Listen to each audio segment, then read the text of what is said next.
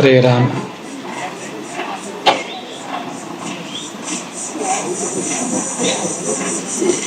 ಶ್ರೋತಾಂಸಿ ಸರ್ವಸ್ಯ ಹೃದಾಂ ಯದೀಯೇ ಪ್ರಜ್ಞಾ ಸಮುದ್ರೇ ಮಿಲನಂ ಭಜಂತಿ ತಂ ಜ್ಞಾನ ವಿಜ್ಞಾನ ನಿಧಿಂ ಶರಣ್ಯಂ ಶ್ರೀ ಸದ್ಗುರುಂ ತ್ವಾಂ ಶರಣಂ ಪ್ರಪದ್ಯೆ.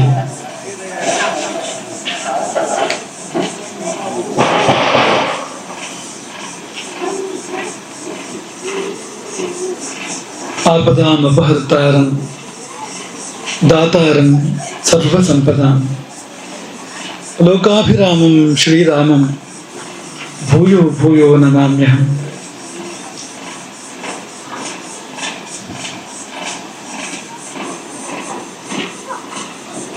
ಆಂಜನೇಯ ಮತಿಪಾಟಲಾನನಂ ಕಾಂಚನಾದ್ರಿ ಕಮನೀಯ ವಿಗ್ರಹಂ ಪಾರಿಜಾತ ತರುಮೂಲವಾಸಿನಂ ಭಾವಯಾಮಿ ಪವಮಾನನಂದನಂ.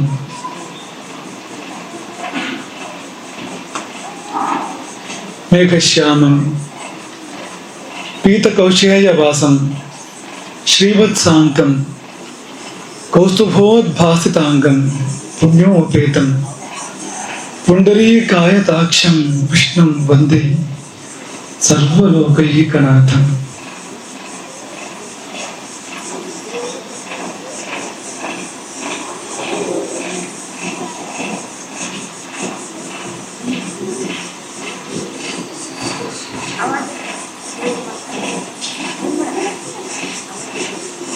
ಮೂರು ಶಕ್ತಿಗಳು ಸೇರಿದ ಮೇರು ಶಕ್ತಿ ಜನಾರ್ದನ ಸ್ವಾಮಿ.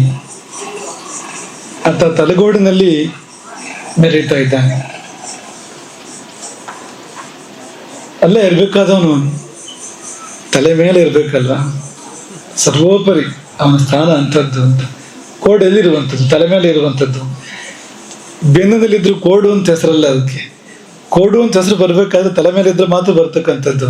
ಹಾಗೆ ನಮ್ಮೆಲ್ಲರ ಈ ಭಜಕರ ನೆತ್ತಿಯ ಮೇಲೆ ಸಹಸ್ರಾರ ಚಕ್ರವನ್ನ ಅಂತ ಅನುಭವ ನಾವು ಅಷ್ಟು ಎತ್ತರದಲ್ಲಿ ಶೃಂಗವಾಗಿ ಒಂದು ಶೃಂಗಾರವಾಗಿ ಪರಿಣಮಿಸಿರತಕ್ಕಂಥ, ಇಡೀ ಪರಿಸರದ ಅಲಂಕಾರವಾಗಿ ಪರಿಣಮಿಸಿರತಕ್ಕಂಥ ಜನಾರ್ದನ ಸ್ವಾಮಿ ತನ್ನ ಸಹಜ ಶೋಭೆಗೆ ಮರಳಿದ್ದಾನೆ. ಆ ಹೊತ್ತು ಇದು ತನ್ನ ನಿಜ ಶೋಭೆಗೆ ಮರಳಿದ್ದಾನೆ. ಇದರ ಅರ್ಥ ಏನಂದ್ರೆ ಈವರೆಗಿದ್ದಿದ್ದು ಅವನ ನಿಜ ಶೋಭೆ ಅಲ್ಲ, ಅವನ ಸಹಜ ಶೋಭೆ ಅಲ್ಲ.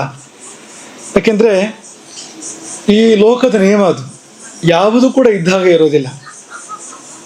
ಲೋಕದ ಕಣ್ಣುಗಳು ಎರಡು, ಸೂರ್ಯ ಚಂದ್ರರು, ಅವರಿಗೂ ಗ್ರಹಣ ಇದೆ. ಇಡೀ ವರ್ಷ ಸೂರ್ಯ ಒಂದೇ ರೀತಿ ಬೆಳಗೋದಿಲ್ಲ, ವ್ಯತ್ಯಾಸ ಇದೆ.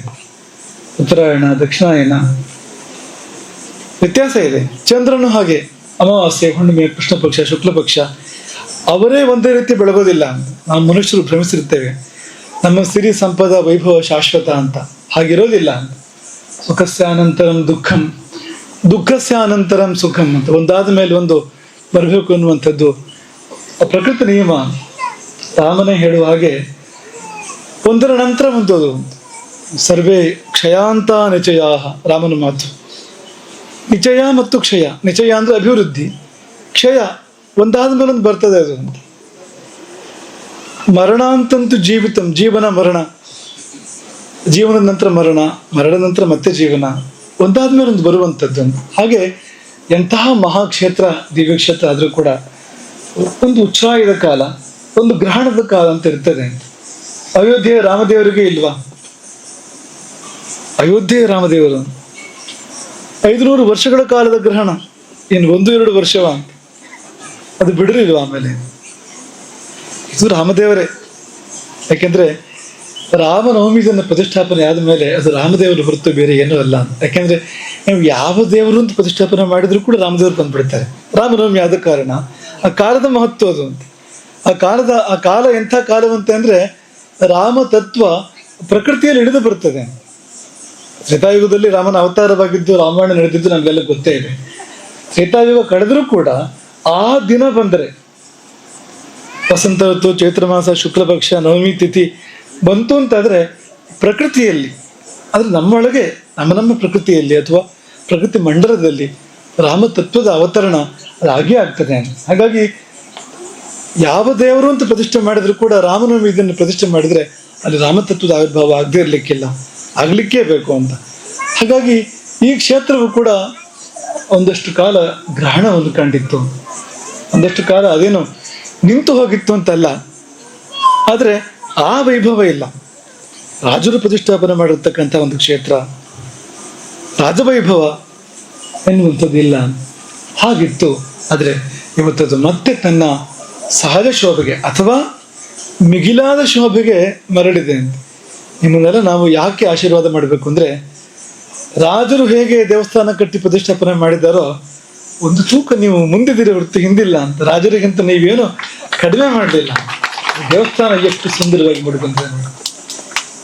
ನಾವು ಅದನ್ನು ನೋಡಿ ಚಿತ್ರದಲ್ಲಿ ನೋಡಿ ನಾವು ಬೆರಗಾಗಿದ್ವಿ. ನಾವು ಅದರ ಭಾವಚಿತ್ರವೇ ನಮ್ಗೆ ಅಂಥದ್ದೊಂದು ಭಾವವನ್ನು ಉಂಟು ಮಾಡಿತ್ತು ಅಂತ. ಇಂಥ ಅದ್ಭುತವಾಗಿರುವಂತಹ ಒಂದು ಸೌಂದರ್ಯ ಇದೆ ಅದಕ್ಕೆ. ಬಂದು ನೋಡಿದಾಗ ಕೆಲವು ಸಾರಿ ಭಾವಚಿತ್ರದಲ್ಲೂ ಸುಂದರವಾಗಿ ಕಾಣ್ತಾ ಇರ್ತದೆ, ಹತ್ತಿರ ಹೋಗಿ ನೋಡಿದ್ರೆ ದೂರದ ಬೆಟ್ಟ ಕಣ್ಣಿಗೆ ನುಣ್ಣಗೆ ಅಂತ ಹಾಗಿರ್ತದೆ ಅಂತ. ಈ ಭಾವಚಿತ್ರದ ಸೌಂದರ್ಯ ಒಂದು ಬೇರೆ ಪ್ರತ್ಯೇಕ ವಿಷಯ. ಅದು ಅವರಲ್ಲಿ ಅಂಥ ಕಲೆ ಇರ್ತದೆ. ಅದು ಎಂಥ ಕುರೂಪವಾದರೂ ಸ್ವರೂಪವಾಗಿ ಮಾಡಿ ತೋರಿಸ್ತಾರೆ ಅವರು ಅಂತ. ಯಾವ ಕಡೆಯಿಂದ ತೆಗೆದ್ರೆ ಹೇಗೆ ಅದನ್ನ ಆಮೇಲೆ ಪರಿಷ್ಕಾರ ಮಾಡಿದ್ರೆ ಚಂದ ಕಾಣ್ಬೋದು ಅಂತ. ಆದ್ರೆ ಹಾಗಲ್ಲ, ಭಾವಚಿತ್ರದಲ್ಲಿ ಇರುವ ಶೋಭೆಗಿಂತ ಮಿಗಿಲಾದ ಶೋಭೆಯನ್ನು ನಾವಿಲ್ಲಿ ಕಂಡೆವು. ಇಲ್ಲಿ ಕಲ್ಲಿದೆ, ಮಣ್ಣಿದೆ. ಕಲ್ಲು ಮಣ್ಣು ಎರಡರ ಮಧ್ಯೆ ಇರ್ತಕ್ಕಂಥದ್ದು ಈ ಕೆಂಪು ಕಲ್ಲು, ಅದು ಕೂಡ ಇದೆ. ಅದಕ್ಕಿಂತ ಹೆಚ್ಚಾಗಿ ಭಾವ ಇದೆ, ಸಮರ್ಪಣೆ ಇದೆ, ತ್ಯಾಗ ಇದೆ. ಅದೆಲ್ಲ ಸೇರಿ ಈ ದೇವಸ್ಥಾನದ ನಿರ್ಮಾಣ ಆಗಿರುವಂಥದ್ದು. ನಾವು GL ಹೆಗಡೆ ಅವ್ರನ್ನ ಕಂಡು ಹೇಳಿದ್ದು, ಅವರು ಈ ದೇವಸ್ಥಾನದ ಬಗ್ಗೆ ಮಾತಾಡ್ಲಿಕ್ಕೆ ಬಂದಾಗ ಇದೇನು ಹೀಗಾಗಿದ್ದೀರಿ ನೀವು ಅಂತ. GL ಹೆಗಡೆ ಆಕಾರ ಗೊತ್ತಿದೆ ನನಗೆ. ನಮ್ಮ ರಾಮಕಥೆಯಲ್ಲಿ ಅವರು ರೂಪಕಗಳನ್ನು ಮಾಡ್ತಾ ಇದ್ರು. ರಾವಣನ ಪಾತ್ರ ಇದ್ದರೆ ಅವರು ಅಲ್ಲ, ಯಾವುದಕ್ಕೂ ಕೂಡ ಪ್ರತಿಭೆ ಇರ್ತಕ್ಕಂಥ ವ್ಯಕ್ತಿತ್ವ ಅದು, ಅದಲ್ಲ ಅದ್ರ ಆಳ್ತನ ಇದೆಯಲ್ಲ ಅದು. ಹಾಗಾಗಿ ಮಾಡಿ ಬಂದು ಸ್ವರ ಬೇರೆ ಇದೆ ಅಂತ ಬಂದು ಸಾರಿ ಒಂದು ಗರ್ಜನೆ ಮಾಡಿದರೆ ಅದು ರಾವಣನೇ ಎನ್ನುವಂತ ಇರ್ತಿತ್ತದು ಅಂತ. ಅಂತ ಗೋಪಾಲಕೃಷ್ಣ ಹೇಳಿದ್ರು ಏನಾಯ್ತಪ್ಪ ಅಂತ. ಆಮೇಲೆ ನಿನ್ನೆ ನಾವು ಫಲಿತಾಂಶವನ್ನು ಕೊಟ್ಟು ಅದು ಏನು ಅಂದ್ರೆ, GL ಹೆಗಡೆ ಅವರು ಸಣ್ಣ ಆದ್ರು ಕ್ಷೇತ್ರ ದೊಡ್ಡದಾಯ್ತು ಅಂತ. ಅವರು ಸಫರಾಗಿ ಆಗಿ ಅದೆಲ್ಲ ಹೋಯ್ತು ಎಲ್ಲಿಗೆ ಅಂದ್ರೆ ಕ್ಷೇತ್ರ ಬೆಳೀತು, ದೊಡ್ಡದಾಗಿ ಬೆಳೀತು ಕ್ಷೇತ್ರ. ಅತ್ಯಂತ ಸುಂದರವಾಗಿ ಈ ಕ್ಷೇತ್ರ ಮೂಡಿ ಬಂತು ಅಂತ. ಹಾಗಾಗಿ ಅದು ಯಾವುದಾದ್ರೂ ಒಂದು ಪುಷ್ಟಿ ಆಗಬೇಕಾದ್ರೆ ಇನ್ಯಾವುದಾದ್ರೂ ಒಂದು ಕೃಷಿ ಆಗ್ಬೇಕಾಗ್ತದೆ ಅಂತ. ಅದಾಗದೆ ಒಂದು ಪುಷ್ಟಿ ಅಂತ ಇಲ್ಲ ಅಂತ, ಪ್ರಕೃತಿ ನಿಯಮ ಅದು ಅಂತ.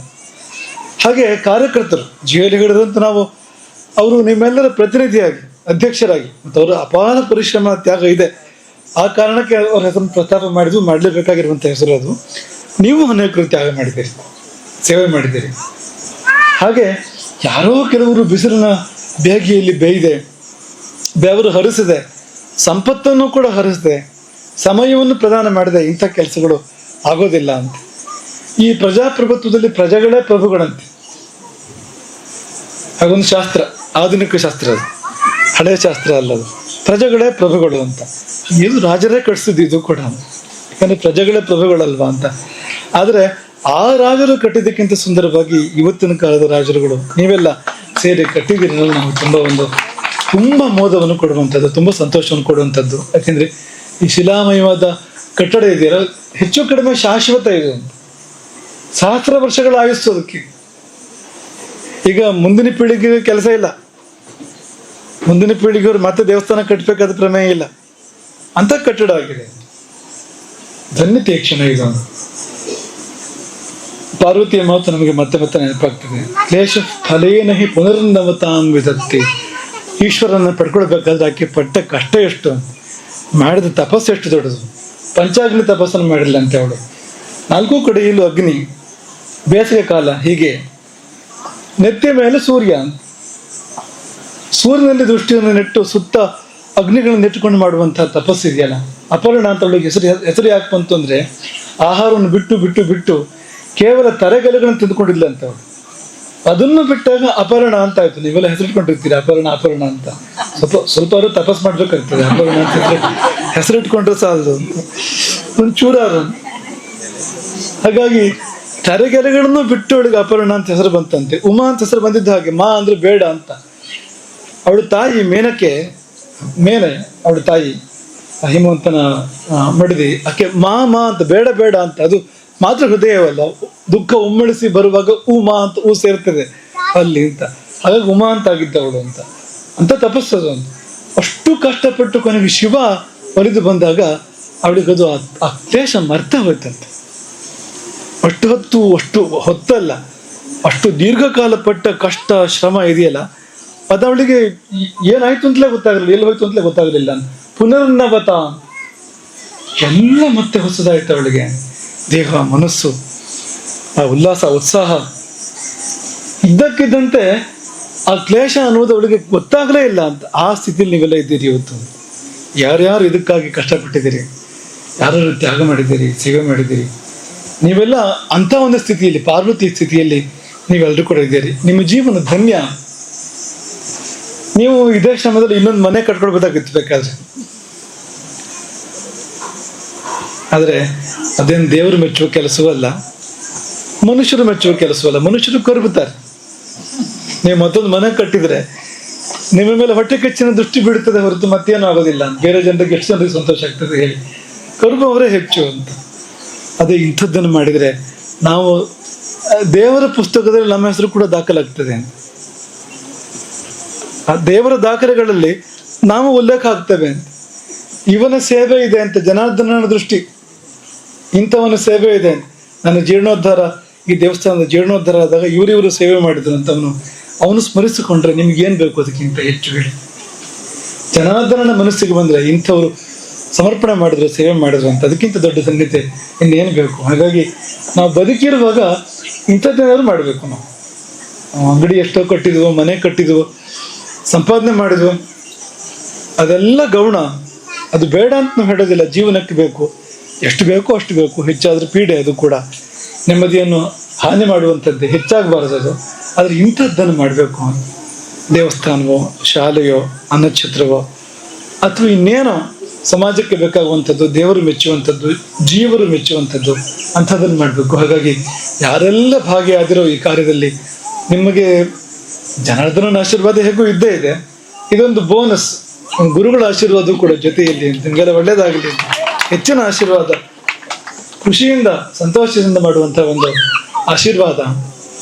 ಈ ಜನಾರ್ದನನ ಶಬ್ದಕ್ಕೆ ಅನೇಕ ಬಗೆಯ ವ್ಯುತ್ಪತ್ತಿಯನ್ನು ಕೋಶಕಾರರು ಹೇಳ್ತಾರೆ, ಬೇರೆ ಬೇರೆ ರೀತಿಯ ವ್ಯುತ್ಪತ್ತಿಯನ್ನು ಹೇಳ್ತಾರೆ. ಅದು ಒಂದು 4-3 ನೆನ್ಪು ಮಾಡ್ಕೊಳ್ತೇವೆ, ಸುಮ್ಮನೆ ನಿಮ್ಮ ಮನಸ್ಸಿಗೆ ಬರಲಿ. ಜನಾರ್ದನ ಅಂದರೆ ಯಾರು ಜನಾರ್ದನ ಅಂತ. ಕಿಂವ ಜನೈಹಿ ಲೋಕೈಹಿ ಅರ್ಧ್ಯತೆ ಯಾಚ್ಯತೆ ಪುರುಷಾರ್ಥಾನ್ ಅಸೋ ಜನಾರ್ದನ. ಅಂದ್ರೆ ಜನರು ಬಂದು ಬೇಡ್ತಾರೆ, ಧರ್ಮ ಕೊಡು, ಅರ್ಥ ಕೊಡು, ಕಾಮ ಕೊಡು, ಮೋಕ್ಷ ಕೊಡು, ಪುರುಷಾರ್ಥಗಳನ್ನು ಕೊಡು ಎಂಬುದಾಗಿ ಯಾರಲ್ಲಿ ಬಂದು ಜನಗಳು ಬೇಡ್ತಾರೋ ಅವನು ಜನಾರ್ದನನಂತೆ. ಅಂದ್ರೆ ಅದೊಂದು ಕಾಮಧೇನು, ಅದೊಂದು ಕಲ್ಪವೃಕ್ಷ, ಅದೊಂದು ಚಿಂತಾಮಣಿ, ಬೇಡದವರು ಬೇಡಿದ್ದನ್ನು ಕೊಡುವಂತಹ ಒಂದು ನಿಧಿ, ಅದು ಅಕ್ಷಯ ನಿಧಿ. ಆ ಯಾಚನೆಯ ಮೇಲೆ ಜನಾರ್ದನನ ಶಬ್ದ ಬಂದಿರತಕ್ಕಂಥದ್ದು. ಭಕ್ತರ ಬೇಡಿಕೆಗಳು, ಅವರ ಪ್ರಾರ್ಥನೆಗಳು, ಅವನನ್ನು ಬೇಡುವವರು ಬಹಳ, ಯಾಚಿಸುವವರು ಬಹಳ, ಆ ಅರ್ಥದಲ್ಲಿ ಬಂದಿದಂತೆ ಜನಾರ್ದನ ಎನ್ನುವ ಶಬ್ದ. ಹಾಗಾಗಿ ನೀವು ನಿಮ್ಮ ಬೇಡಿಕೆಗಳಿಗೊಂದು ಆಸ್ಪದ ಇದೆ ಅಂತ. ಯಾರಿಗಾದ್ರೂ ನನ್ನನ್ನು ಯಾರು ಕೇಳುವವರ ಇಲ್ಲ ಅಂತ ಅನ್ಸಿದ್ರೆ ಅಂತ ಭಾವಗಳು ಬರ್ತವೆ. ನನಗೆ ಯಾರೂ ಇಲ್ಲ, ನನ್ನನ್ನು ಕೇಳುವವರೇ ಇಲ್ಲ, ನನ್ನ ಮೊರೆ ಆಲಿಸುವವರು ಯಾರು ಅಂತ ನೀವು ಆತ್ಮಹತ್ಯೆ ಮಾಡ್ಕೊಳ್ಬೇಡಿ. ಇಲ್ಲಿ ಬನ್ನಿ, ಜನಾರ್ದನ ಸನ್ನಿಧಿಯಲ್ಲಿ ಬನ್ನಿ, ಇಲ್ಲಿ ಬೇಡಿಕೊಳ್ಳಿ, ಇಲ್ಲಿ ಪ್ರಾರ್ಥನೆ ಮಾಡ್ಕೊಳ್ಳಿ, ಈಡೇರ್ತದೆ. ದೇವಸ್ಥಾನಗಳು ಯಾಕೆ ಬೇಕು ಅಂದ್ರೆ ಇಂಥ ಕಾರಣಕ್ಕೋಸ್ಕರವೇ ಬೇಕು. ದಿಕ್ಕ ಇಲ್ಲ ಅನ್ನೋ ಸ್ಥಿತಿ ಬಂದಾಗ, ಸುತ್ತೆಲ್ಲ ಕತ್ತಲು ಅನ್ನೋ ಸಂದರ್ಭ ಬಂದಾಗ ಒಂದು ಬೆಳಕು, ಒಂದು ದಾರಿ ದೇವಸ್ಥಾನ ಅಂತಂದ್ರೆ. ಹಾಗಾಗಿ ಇಲ್ಲಿ ಬಂದು ಬೇಡಿಕೊಳ್ಳಿ, ನೀವು ಬೇಡಿಕೊಂಡಿದ್ದು ಆಗ್ತದೆ ಎನ್ನುವ ಅರ್ಥದಲ್ಲಿ ಜನಾರ್ದನ ಶಬ್ದ ಇದೆಯಂತೆ. ಇನ್ನೂ ದೊಡ್ಡ ರೀತಿಯಲ್ಲಿ ಹೇಳೋದಾದ್ರೆ, ಜನ ಅಂದ್ರೆ ಜನ್ಮ, ಆ ಜನ್ಮ ಇಲ್ಲದಂತೆ ಮಾಡುವವನು. ಸನ್ಯಾಸಗಳಿಗೂ ಆಸ್ಪದ ಇದೆ, ಮುಕ್ತಿಯನ್ನ ಕೊಡುವವನು. ಆ ಅರ್ಥದಲ್ಲಿ ಕೂಡ ಕಿಂವ ಜನಾನ್ ಲೋಕಾನ್ ಅರ್ಧತಿ, ಈ ಜನ್ಮವನ್ನ ದೂರ ಮಾಡ್ತಾನೆ, ಜನ್ಮವನ್ನು ಪರಿಹಾರ ಮಾಡ್ತಾನೆ, ಜನ್ಮ ಇನ್ನು ಇಲ್ಲದಂತೆ ಮಾಡ್ತಾನೆ. ಹಾಗೆಯೂ ಕೂಡ ಅವನು ಜನಾರ್ದನನಂತೆ ಆ ಕಾರಣಕ್ಕೂ ಕೂಡ ಅಂತ. ಹಾಗೆ ರಕ್ಷಿಸ್ತಾನೆ, ಪಾಲಿಸ್ತಾನೆ, ಬಂದು ಮುಟ್ಕೊಳ್ತಾನೆ ಅಂತ. ಆ ಅರ್ಥದಲ್ಲಿ ಕೂಡ ಜನಾರ್ದನ ಅಂತ.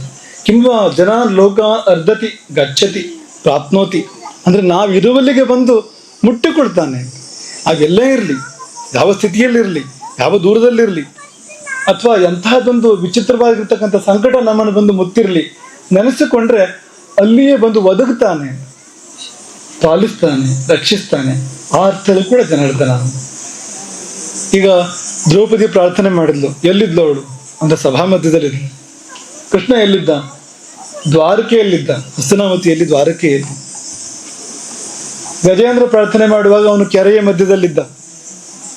ಜನಾರ್ದನ ವೈಕುಂಠದಲ್ಲಿದ್ದ, ಬಂದು ಒದಗುವವನು, ಭಕ್ತರು ಇರುವಲ್ಲಿಗೆ ಬಂದು ಒದಗುವವನು. ನಾವು ಅಷ್ಟು ದೂರ ಹೋಗಿ ಅವನನ್ನು ಮುಟ್ಟುವ ಮಾತೆಗೆಲ್ಲ ಬೇಡಿ, ಬಹಳ ದೂರ ಆಯ್ತದು, ನಮಗೆಲ್ಲಿ ಆಸಕ್ತಿ ಅಂತ. ಆದ್ರೆ ಅಂತಹ ನಮ್ಮ ಅಶಕ್ತಿಯನ್ನು, ನಮ್ಮ ದೌರ್ಬಲ್ಯವನ್ನು ಗಮನಿಸಿ ಕರುಣೆ ಮಾಡಿ, ಕನಿಕರ ತೋರಿ ನಾವು ಇರುವಲ್ಲಿಗೆ ಬಂದು ನಮ್ಮನ್ನು ರಕ್ಷಿಸುವವನು. ಹಾಗೂ ಕೂಡ ಅವನು ಜನಾರ್ದನಂತೆ. ಇನ್ನೊಂದು ನಿರ್ವಚನ ನಮಗೆ ಬಹಳ ಇಷ್ಟ ಆಗಿರುವಂಥದ್ದು ಕೊನೆಯಲ್ಲಿ, ಅದನ್ನು ಪ್ರಸ್ತಾಪ ಮಾಡ್ತೇವೆ. ಜನಾರ್ದನ ಅಂದ್ರೆ ಅದು ಮೂರು ಮೂರ್ತಿಗಳ ರೂಪ. ಜನ ಶಬ್ದಕ್ಕೆ ಬ್ರಹ್ಮ ಅಂತ ಅರ್ಥ ಇದೆ. ಜನ, ಜನನ, ಜನ್ಮ, ಸೃಷ್ಟಿ ಇದೆಲ್ಲ ಬ್ರಹ್ಮ ಮಾಡುವಂಥದ್ದು. ಹಾಗಾಗಿ ಜನ ಅಂದ್ರೆ ಬ್ರಹ್ಮ, ಅರ್ಧನ ಅಂದ್ರೆ ಶಿವ, ಅರ್ಧಿಸುವವನು ಅಂದ್ರೆ ನಾಶ ಮಾಡ್ತಕ್ಕಂಥವನು, ಸಂಹಾರ ಮಾಡ್ತಕ್ಕಂಥವನು, ಸಂಹಾರಕತ್ವಾತ್ ಅರ್ಧನಾಥ್ ಹರಹ ಅಂತ ಶಿವ. ಹಾಗಾಗಿ ಜನ ಅಂದ್ರೆ ಬ್ರಹ್ಮ, ಅರ್ಧನ ಅಂದ್ರೆ ಶಿವ, ಇದೆರಡೂ ಹೋದಾದ ವಿಷ್ಣು, ಅವನು ಜನಾರ್ದನ. ಮೂರು ಮೂರ್ತಿಗಳ ಸಮಾವೇಶ, ಅದನ್ನೇ ಆರಂಭದಲ್ಲಿ ಉಲ್ಲೇಖ ಮಾಡಿದ್ದು ನಾವು. ಮೂರು ಶಕ್ತಿಗಳು ಸೇರಿದ ಮೇರು ಶಕ್ತಿ ಅದು, ಮಹಾಶಕ್ತಿ ಅದು. ಸೃಷ್ಟಿ, ಸ್ಥಿತಿ, ಲಯ ಮೂರು ಸೇರಿರ್ತಕ್ಕಂಥ ಒಂದು ಸನ್ನಿಧಾನ ಅದು. ಇದು ನಮ್ಮ ಗಮನದಲ್ಲಿ ಇಲ್ಲದೆ ಇರ್ಬೋದು ಅಂತ. ಜನಾರ್ದನ ಅಂದ್ರೆ ವಿಷ್ಣು ಅಂದ್ರೆ, ನಾರಾಯಣ ಅಂದ್ರೆ, ಕೇಶವ ಅಂದ್ರೆ ಏನು ವ್ಯತ್ಯಾಸ ಅಂದ್ರೆ, ಹೀಗೆ ವ್ಯತ್ಯಾಸಗಳು ಇರ್ತವೆ. ಜನಾರ್ದನ ರೂಪದಲ್ಲಿ ಇನ್ನಿಬ್ಬರು ಮೂರ್ತಿಗಳು, ಮೂರು ಮೂರ್ತಿಗಳ ಪೈಕಿಯಲ್ಲಿ ಮತ್ತಿಬ್ಬರು ಇದ್ದಾರಲ್ಲ, ಅವರು ಸಮಾವೇಶಗೊಂಡಿದ್ದಾರೆ. ಮೂರು ಬೇಕಾಗ್ತದೆ ನಮಗೆ. ನಮ್ಮ ಜೀವನದಲ್ಲಿ ಸೃಷ್ಟಿಯಾಗಬೇಕಾದ ಅನೇಕ ಸಂಗತಿಗಳಿರ್ತವೆ. ಇಲ್ಲ, ಈಗ ಇನ್ನು ಮುಂದೆ ಸೃಷ್ಟಿಯಾಗಬೇಕು ಜೀವನದಲ್ಲಿ, ಅಂಥದ್ದು ಎಷ್ಟು ಇರೋದಿಲ್ಲ ಹೇಳಿ. ಈವರೆಗೂ ಇಲ್ಲ, ಇನ್ನು ಮುಂದೆ ಆಗ್ಬೇಕು ಅಂಥದ್ದಿಲ್ಲ ಜೀವನದಲ್ಲಿ. ಅಲ್ಲಿ ಬ್ರಹ್ಮನಾಗಿ ಜನಾರ್ದನ ಪೊರೆಯಬೇಕು ನಮ್ಮನ್ನು. ಉಂಟು ಇದ್ರೆ ಸಾಕಪ್ಪ ಅಂತ, ಇದ್ದಿದ್ದು ಉಳ್ಕೊಂಡ್ರೆ ಸಾಕು ಅಂಥದ್ದು ಇರೋದಿಲ್ವಾ? ಹೊಸದು ಬರ್ಲಿ ಬಿಡ್ಲಿ, ಇರೋದು ಉಳ್ಕೊಂಡ್ರೆ ಸಾಕು ಅಂತ ಯೋಚನೆ ಮಾಡುವಾಗ ಆಗೋದಿಲ್ವಾ ಅಂತ. ಅಲ್ಲಿ ಸ್ಥಿತಿ ವಿಷ್ಣುವಾಗಿ ಬಂದು ಜನಾರ್ದನ ಕಾಪಾಡ್ತಾನೆ ನಮ್ಮನ್ನು. ಇನ್ನು ಕೆಲವಂತೂ ಅದು ಆ ದುರ್ಬುದ್ಧಿ ಹೋಗ್ಬೇಕು, ಆ ದುರ್ಗುಣ ನಿವಾರಣೆ ಆಗ್ಬೇಕು ಅಂಥದ್ದು ಎಷ್ಟಿಲ್ಲ ನಮ್ಮಲ್ಲಿ ಹೇಳಿ. ಅಥವಾ ಆ ದುಃಖ ತೊಲಗಬೇಕು, ಬೇಡದದು ಜೀವನದಲ್ಲಿ ಇಲ್ವಾ ಅಂತ, ನಮ್ಮ ಬದುಕಿನಲ್ಲಿ ಇದು ಹೋಗಲಿ ಅಂತ, ನಿವಾರಣೆ ಆಗಲಿ ಅಂತ, ಅಂಥದ್ದು ಜೀವನದಲ್ಲಿ ಇಲ್ವಾ ಅಂತ. ಅಲ್ಲಿ ಶಿವ ಬೇಕು ನಮಗೆ, ಅಲ್ಲಿ ಜನಾರ್ದನ ಈಶ್ವರನಾಗಿ ಬಂದು ಅದನ್ನು ಅಳಿಸಬೇಕು ಅಂತ. ಹಾಗಾಗಿ ಇಳಿಸಬೇಕು, ಉಳಿಸಬೇಕು, ಅಳಿಸಬೇಕು, ಈ ಮೂರಕ್ಕೂ ಜನಾರ್ದನ ಬೇಕು ನಮಗೆ ಅಂತ. ಕೆಲವನ್ನು ಜೀವನದಲ್ಲಿ ಹೊಸದಾಗಿ ತಂದು ಇಳಿಸಬೇಕು ಅಂತ, ಅದು ಬ್ರಹ್ಮನ ಒಂದು ಆವಿರ್ಭಾವ. ಅಲ್ಲಿ ಉಳಿಸಬೇಕು ಅಂತ ವಿಷ್ಣು, ಅದು ಅಳಿಸಬೇಕು ಶಿವ. ಈ ಮೂರು ಕೂಡ ಜೀವನದಲ್ಲಿ ಬೇಕಾಗ್ತದೆ. ಬ್ರಹ್ಮ ಬೇಕಾಗದಿದ್ದವನು ಈ ಜಗತ್ತಿನಲ್ಲಿಲ್ಲ, ವಿಷ್ಣು ಬೇಕಾಗದಿದ್ದವನು ಇಲ್ಲ, ಶಿವ ಬೇಕಾಗದಿದ್ದವನು ಕೂಡ ಇಲ್ಲ. ಸೃಷ್ಟಿಯೂ ಬೇಕು, ಸ್ಥಿತಿಯೂ ಬೇಕು, ಮತ್ತು ಲಯವೂ ಕೂಡ ಬೇಕು, ಎಲ್ಲವೂ ಬೇಕು. ಹಾಗಾಗಿ ದೇವಸ್ಥಾನ ಸೃಷ್ಟಿ ಆಯ್ತು ಈಗ ಅಲ್ವಾ? ಬ್ರಹ್ಮದೇವರೇ ಅದು, ಬೇರೆ ಏನೂ ಇಲ್ಲ. ನೀವು ಬ್ರಹ್ಮದೇವರು ಪೂಜೆಯನ್ನು ಮಾಡಿಬಿಡಿ, ಆಶೀರ್ವಾದ ಅಂತೂ ಬೇಕೇ ಬೇಕೇ ಬ್ರಹ್ಮದೇವರದ್ದು ಅಂತ. ಇದು ಉಳಿಬೇಕು, ಇನ್ನು ಕಾಲಾನುಕಾಲ ಇದು ಬಾಳಿ ಬೆಳಗ್ಗೆ ಬರಬೇಕಿದು. ವಿಷ್ಣು ಬೇಕು ಅಲ್ಲಿ. ಇದಕ್ಕೆ ಇರುವಂತ ಕ್ಲೇಶಗಳು, ಇಲ್ಲಿರುವ ದೋಷಗಳು ನಿವಾರಣೆ ಆಗ್ಬೇಕು, ಶಿವ ಬೇಕು ಮತ್ತೆ ಅಲ್ಲಿ ಅಂತ. ಮೂರು ಸೇರಿರ್ತಕ್ಕಂಥ, ನಿಮ್ಗೆ ನಿಮ್ಮ ಇವತ್ತಿನ ಭಾಷೆಯಲ್ಲಿ ಹೇಳೋದಾದ್ರೆ 3 in 1 ಅಂತದ್ದು. ಕೆಲವು ಸರಿ ನೀವು ಶಾಸ್ತ್ರೀಯ ಭಾಷೆ ಹೇಳಿದ್ರೆ ಅರ್ಥವೇ ಆಗೋದಿಲ್ಲ, ಎಷ್ಟು ಹೊತ್ತು ಹೇಳಿದ್ರು ಕೂಡ ಮೇಲಿಂದ ಹೋಗ್ತಾ ಇರ್ತದೆ ಅಂತ. ಹಾಗಾಗಿ ನಿಮ್ಮದೇ ಭಾಷೆಯಲ್ಲಿ ಹೇಳೋದಾದ್ರೆ ಮೂರು ಸೇರಿದೆ ಅಲ್ಲಿ. ತೀರ ಬೇಕಾಗಿರ್ತಕ್ಕಂಥದ್ದು ಮೂರು, ಅತ್ಯಗತ್ಯ ಬೇಕಾಗಿರ್ತಕ್ಕಂಥ ಮೂರು ಸೇರಿರ್ತಕ್ಕಂಥ ಒಂದು ಮಹಾಶಕ್ತಿಯ ಸಮಾವೇಶ, ಆವಿರ್ಭಾವ ಇಲ್ಲಿ ಆಗಿದೆ ಅಂಥದ್ದು ಅಂತ. ಹಾಗಾಗಿ ಕೂಡ ಅವನು ಜನಾರ್ದನಂತೆ. ಕೊಟ್ಟ ಕೊನೆಯದಾಗಿ ಅದು ಕೃಷ್ಣನ ರೂಪ ಕೂಡ ಹೌದು. ಕೋಶಕಾರರು ಮೊಟ್ಟ ಮೊದಲ ವಿವರಣೆ ಕೊಡುವಂಥದ್ದು ಹಾಗೆ ಅಂತ. ಈ ಜನ ಎಂಬುದೊಂದು ಅಸುರ ವರ್ಗ, ಸಮುದ್ರ ತಲವಾಸಿಗಳು ಅವರು, ಅಸುರರು, ಅವರನ್ನು ಸಂಹಾರ ಮಾಡಿದವನು. ಈ ಪಾಂಚಜನ್ಯ ಬಂದಿದ್ದು ಹಾಗೆ. ಪಾಂಚಜನ್ಯ ಬಂದಿದ್ದು ಹೇಗೆ ಅಂದ್ರೆ, ಪಂಚಜನ ಎಂಬ ಅಸುರ, ಆ ಅಸುರರೆಲ್ಲ ಜನ ಎನ್ನುವ ಒಂದು ಹೆಸರಲ್ಲಿ ಬರ್ತಕ್ಕಂಥವ್ರು. ನೋಡಿ, ಇಂಥ ಜನರು ಇರ್ತಾರೆ ಅಂತ. ಇಲ್ಲಿ ಅನೇಕರಿಗೆ ಅನಿಸುತ್ತೆ, ಗುರುಗಳೇ ಸಮುದ್ರ ತಲದಲ್ಲಿ ವಾಸ ಮಾಡೋ ದಾನವರು ಮಾತ್ರ ಅಲ್ಲ, ನಮ್ಮ ಮಧ್ಯೆ ಕೂಡ ಅಂತ ಜನರಿದ್ದಾರೆ, ಅವರು ರಾಕ್ಷಸರೇ ಹೌದು ಅಂತ. ಅದು ಹೇಗೋ ಮನುಷ್ಯರ ರೂಪದಲ್ಲಿ ಹುಟ್ಟುಬಿಟ್ಟಿದ್ದಾರೆ, ಆದ್ರೆ ರಾಕ್ಷಸರೇ ಹೌದು ಅನ್ನೋರು ನಮ್ಮ ಮಧ್ಯೆ ಕೂಡ ಇದ್ದಾರೆ. ಇಲ್ಲಿದ್ರೆ ಈ ದೇಶಕ್ಕೆ, ಪ್ರಪಂಚಕ್ಕೆ ಇಂಥ ದುರ್ಗತಿ, ಇಂಥ ಕಷ್ಟಗಳೆಲ್ಲ ಬರ್ತಿರ್ಲಿಲ್ಲ ಅಂತ. ಅದೊಂದು ಮಾತಿದೆ, ರಾಕ್ಷಸ ಕಲಿಮಾಶ್ರಿತ್ಯ ಜಾಯಂತೆ ಬ್ರಹ್ಮಯೋನಿಷು. ರಾಕ್ಷಸರು ಕೂಡ ಕಲಿಯುಗದಲ್ಲಿ ಇಲ್ಲ ಅಂತಿಲ್ಲ ಅವರೇನು, ಕಲಿಯುಗದಲ್ಲಿ ಕೂಡ ಇದ್ದಾರೆ. ಆ ರೂಪದಲ್ಲಿ ಇಲ್ಲ, ಮನುಷ್ಯರ ಮಧ್ಯದಲ್ಲೇ ಬಂದು ಬರ್ತಾರೆ. ಕೆಲವು ಸಾರಿ ಬ್ರಾಹ್ಮಣರ ಮಧ್ಯದಲ್ಲೇ ಬರೋದುಂಟು ಅವರು ಅಂತ. ಅವ್ರು ಉಪದ್ರವ ಯಾರಿಗೆ ಕೊಡ್ತಾರಂತೆ ಅಂದ್ರೆ, ಬ್ರಾಹ್ಮಣರಿಗೆ ಉಪದ್ರವ ಕೊಡ್ತಾರಂತ. ಅವ್ರು ಬ್ರಾಹ್ಮಣನೇವ ಬಾದಂತೆ ಅಂತ, ಬೇರೆ ಯಾರನ್ನೂ ಅಲ್ಲ. ಅದರಲ್ಲೂ ಎಂಥ ಬ್ರಾಹ್ಮಣರನ್ನು ಅಂದ್ರೆ, ತತ್ರಾಪಿ ಶ್ರೋತ್ರಿಯಾನ್ ದ್ವಿಜಾನ್. ಯಾರಾದ್ರೂ ವೇದ ಶಾಸ್ತ್ರ ಆಚರಣೆ ಇಂಥದ್ದೆಲ್ಲ ಉಂಟು ಅಂತಾದ್ರೆ, ಒಳ್ಳೇದಕ್ಕೋಸ್ಕರವಾಗಿ ಕಷ್ಟಪಡ್ತಾ ಇದ್ದಾರೆ, ಶ್ರಮ ಮಾಡ್ತಾ ಇದ್ದಾರೆ, ತ್ಯಾಗ ಮಾಡ್ತಾ ಇದ್ದಾರೆ ಅಂದ್ರೆ ಅವರಿಗೆ ಒಂದು ಕಾಡೋದಂತೆ ಅವರು. ತತ್ರಾಪಿ ಶ್ರೋತ್ರಿಯಾನ್ ದ್ವಿಜಾನ್ ಉಂಟು ಅಂತ. ಈ ರಾಕ್ಷಸರು ಎನ್ನುವಂಥ ಜನರು ಉಂಟು ಅಂತ. ಅದಕ್ಕೋಸ್ಕರ ಈ ಮಾತನ್ನು ನಾವು ಹೇಳಿರುವಂಥದ್ದು. ಅದೊಂದು ಮಾತಿದೆ, ಕಲಿಯುಗದಲ್ಲಿ ರಾಕ್ಷಸರು ಕಾಡಲ್ಲಿ ಇದ್ರಂತೆ, ತ್ರೇತಾಯುಗದಲ್ಲಿ ನಾಡನ್ನು ಕಟ್ಕೊಂಡ್ರಂತೆ, ಲಂಕೆ ನಾಡನ್ನು ಕಟ್ಕೊಂಡ್ರು. ದ್ವಾಪರ ಯುಗದಲ್ಲಿ ಮನೆಗಳಿಗೆ ಬಂದರು, ಕಂಸ, ಶಿಶುಪಾಲ, ಜರಾಸಂಧ, ದಂತವಕ್ರ, ಇವೆಲ್ಲ ಮನೆಗೆ ಬಂದ್ಬಿಟ್ರು. ಕಲಿಯುಗದಲ್ಲಿ ಮನೆಗಳೇ ರಾಕ್ಷಸರು ಅಂತ. ಅಂದ್ರೆ ಅವ್ರು ಇನ್ನೂ ಒಳಗೆ ಬರುವಂಥದ್ದು ಅಂತ. ಹಾಗಾಗಿ ಕಾಡಿಂದ ನಾಡು, ನಾಡಿಂದ ಮನೆ, ಮನೆಯಿಂದ ಮನ ಅಂತ ಹೀಗೆ ಅವರು ಹತ್ತಿರ ಆಗ್ತಾ ಇದ್ದಾರೆ, ಅವ್ರು ಬರ್ತಾ ಅಂತ. ಯುಗ ಮುಂದುವರಿತಾ ಅಂತ ಹಾಗಿದೆ ಪರಿಸ್ಥಿತಿ. ಆದ್ರೆ ಈ ಜನಾರ್ದನ ಶ್ರೀಕೃಷ್ಣ ಗುರುದಕ್ಷಿಣೆ ಕೊಡಬೇಕಾದ ಸಂದರ್ಭ, 64 ದಿನಗಳಲ್ಲಿ 64 ವಿದ್ಯೆಗಳನ್ನು ಕಲಿತು ಸಂದೀಪಿನಿಗಳಲ್ಲಿ ಶ್ರೀಕೃಷ್ಣ ಗುರುದಕ್ಷಿಣೆ ಏನು ಕೊಡಬೇಕು ಅಂತ ಕೇಳಿದಾಗ, ಪ್ರಭಾಸ ಕ್ಷೇತ್ರದ ಪರಿಸರದಲ್ಲಿ ಸಮುದ್ರ ಇದೆ, ಆ ಸಮುದ್ರದಲ್ಲಿ ನನ್ನ ಮಗ ಮುಳುಗಿ ಏನಾದ ಅಂತ ಇಲ್ಲ, ಮುಂದೆ ಅವನನ್ನು ಮರಳಿ ತಂದು ಕೊಡು ಅಂತ ಇಂಥ ಗುರುದಕ್ಷಿಣೆ ಕೇಳಿದ್ದವರು. ಸಮುದ್ರಕ್ಕೆ ಹೋಗಿ ಕೃಷ್ಣ ಅಪ್ಪಣೆ ಮಾಡಿದಾಗ, ಕೊಡು ಅವನನ್ನು ಹಿಂತಿರುಗಿ, ಗುರುಪುತ್ರನನ್ನು ಮರಳಿ ಕೊಡು ಅಂತ ಕೇಳಿದಾಗ, ನನ್ನ ಬಳಿ ಇಲ್ಲ. ಸ್ಥಳದಲ್ಲಿ ಆ ರಾಕ್ಷಸರು ವಾಸ ಮಾಡ್ತಾರೆ, ಜನ ಎನ್ನುವ ರಾಕ್ಷಸ ವರ್ಗ. ಆ ಪಂಚಜನ ಅವರ ನಾಯಕ, ಶಂಖ ರೂಪದ ರಾಕ್ಷಸ ಅವನು, ಶಂಖಾಕಾರದ ರಾಕ್ಷಸ ಅವನು. ಅಲ್ಲಿದ್ರೆ ಇರ್ಬೇಕು ಅವನು ಅಂತ ಹೋಗಿ ಅವನನ್ನು ಸಂಹಾರ ಮಾಡಿದ್ರೆ ಅದರೊಳಗೆ ಇಲ್ಲ ಅವನು. ಅಲ್ಲಿಯೂ ಕೂಡ ಕೃಷ್ಣನಿಗೆ ಎಷ್ಟು ಕೆಲಸ ಬಂತಂತಂದ್ರೆ, ಯಮನ ಬಳಿ ಹೋಗಿ, ಸಂಯಮಿನಿ ಪಟ್ಟಣಕ್ಕೆ ಹೋಗಿ ಯಮನ ಬಳಿ ಹೋಗಿ ಅಲ್ಲಿಂದ ಗುರುಪುತ್ರನ ಕರ್ಕೊಂಡು ಬಂದು ಗುರುಗಳಿಗೆ ಒಪ್ಪಿಸಿದ. ಆದ್ರೆ ಕೃಷ್ಣನಿಗೂ ಒಂದು ಲಾಭ ಆಗಿದೆ, ಅಲ್ಲಿ ಪಾಂಚಜನ್ಯ ಶಂಖ ಅವನಿಗೆ ಸಿಕ್ತಂತೆ. ಈ ರಾಕ್ಷಸನ ಸಂಹಾರ ಆದ ಮೇಲೆ ಆ ಶಂಖ ಅದು ಕೃಷ್ಣನದ್ದಾಯ್ತು. ಕೃಷ್ಣನ ಪಾಂಚಜನ್ಯ ಶಂಖ ಪ್ರಸಿದ್ಧವಾಗಿರ್ತಕ್ಕಂಥದ್ದು. ಈಗ ಅಂದ್ರೆ ಜನರಲ್ಲಿ ರಾಕ್ಷಸರು ಇರ್ತಾರೆ ಅಂತ ಹೌದು, ಅದರಲ್ಲಿ ಇಂಥದ್ದು ಕೂಡ ಇರ್ತದೆ ಅಂತ. ರಾಕ್ಷಸರಲ್ಲಿ ಕೂಡ ಇಂಥದ್ದೆಲ್ಲ ಇರ್ತದೆ ಅಂತ. ಅವನು ಒಂದು ಯೋಗವಂತನಾಗಿರ್ಬೇಕಲ್ಲ. ಕೃಷ್ಣನ ಬಾಯಲ್ಲಿ ಯಾವಾಗಲೂ ಇರಬೇಕು, ಕೃಷ್ಣ ಓದುವಂಥ ಶಂಖ ಆಗಿ ಉಳ್ಕೊಳ್ಬೇಕು ಅಂತಂದ್ರೆ ಅವನೇನು ಸಣ್ಣ ಪುಣ್ಯಾತ್ಮ ಅಲ್ಲ ಅಂತ. ನೀವೆಲ್ಲ ಟೀಕೆ ಮಾಡೋದು, ರಾವಣನನ್ನು, ಕಂಸನನ್ನು, ಇನ್ನೊಬ್ಬರನ್ನೆಲ್ಲ ಟೀಕೆ ಮಾಡೋದು. ಆದ್ರೆ ಅವ್ರಿಗೆ ಏನಂದ್ರೂ ನಮಗಿಂತ ಹೆಚ್ಚು ಪುಣ್ಯಾತ್ಮರವ್ರು. ಯಾಕೆಂದ್ರೆ ಅವ್ರಿಗೆ ದೇವರು ಕಂಡಿದ್ದಾನೆ. ಈಗ ರಾವಣ ಅಂತಂದ್ರೆ ಅವನು ಸಾಯುವಾಗ ಅವನಿಗೆ ದರ್ಶನ ಆಗಿದ್ದು ರಾಮನದ್ದು ಅಂತ. ಆ ಸಾಯುವ ಕೊನೆಯ ಕ್ಷಣದಲ್ಲಿ ಅವನು ಕಣ್ಮುಂದಿದ್ದ ಮೂರ್ತಿ ಯಾವುದು? ಒಂದು ಶ್ರೀರಾಮ ಅಂತ. ಒಂದು ಚೂರಾದ್ರೂ ನಮಗಿಂತ ಜಾಸ್ತಿ ಯೋಗ್ಯತೆ ಬೇಡ ಅವನಿಗೆ ಅಂತ. ಹಾಗಾಗ್ಬೇಕಾದ್ರೆ ಅಂತ ಇರ್ಲೇಬೇಕಲ್ವಾ ಅಂತ. ಹಾಗೆ ಅಂಥ ಜನಾರ್ದನ ಅಂತ. ಗುರುಗಳಿಗೂ ಜನಾರ್ದನಿಗೂ ಸಂಬಂಧ ಉಂಟು ಅಂತ.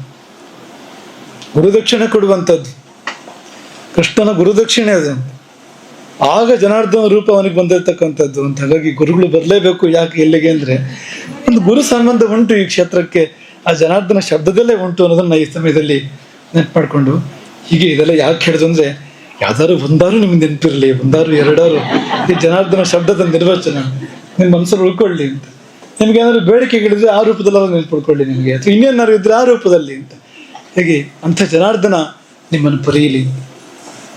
ಅವನಿಗೆ ಸುಂದರವಾದ ಭವನ ನಿರ್ಮಾಣ ಆಗಿದೆ.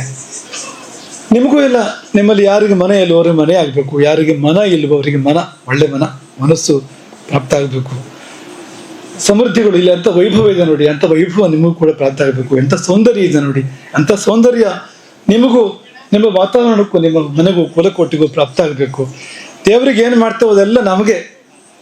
ಇದೊಂದು ಸತ್ಯ ಅರ್ಥ ನಾವು ಜಾಸ್ತಿ ಮಾಡ್ತೇವೆ ದೇವರಿಗೆ, ಅದು ಗೊತ್ತಿಲ್ಲ ನಮಗೆ. ಅದು ನೈವೇದ್ಯ ಮಾಡ್ಬೇಕಾದ್ರೆ ಮಾತ್ರ ಗೊತ್ತಿರ್ತದೆ ನಮ್ಗೆ, ಯಾರಿಗೂ ದೇವರು ತಿನ್ನೋದಿಲ್ಲ ಅಂತ ಖಂಡಿತ ನಮಗೆ ಭರವಸೆ ಇದ್ದಿದ್ರಿಂದ ಎಲ್ಲ ದೇವರಿಗೆ ಒಳ್ಳೊಳ್ಳೆ ಭಕ್ಷ್ಯಗಳನ್ನ ನೈವೇದ್ಯ ಮಾಡ್ತೇವೆ. ಇಲ್ದಿದ್ರೆ ಏನ್ ಮಾಡ್ತಿದ್ದೋ ಗೊತ್ತಿಲ್ಲ ಅಂತ.